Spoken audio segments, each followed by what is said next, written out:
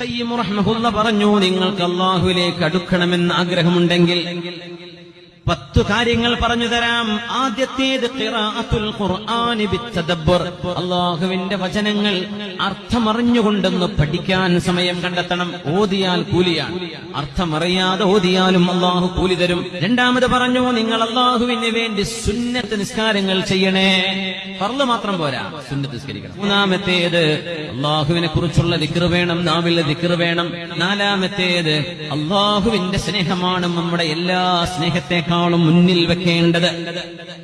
5 അല്ലാഹുവിന്റെ അസ്മാഉൽ ഹുസ്ന നമ്മൾ ഓതണം, പഠിക്കണം. 6ാമത്തേത് അല്ലാഹുവിന്റെ അനുഗ്രഹങ്ങൾ നമ്മൾ എപ്പോഴും കണ്ണുകൊണ്ട് കാണുകയും നാവുകൊണ്ട് അതിന് ശുക്ർ പറയുകയും ചെയ്യാം. 7ാമത്തേത് അല്ലാഹുവിന്റെ മുമ്പിൽ മനസ്സുകൊണ്ട് നമ്മൾ ചെറുതാവണം.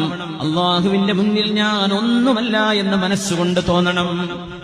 8 ഒരിടത്തെങ്കിലും ഒറ്റക്ക് പോയിരുന്നിട്ട് ഒന്ന് കരയണം, അല്ലാഹുവിനെ ഓർത്തൊന്ന് കരയണം. 9ാമത്തേത് സജ്ജനങ്ങളുടെ കൂടെ ഇരിക്കണം.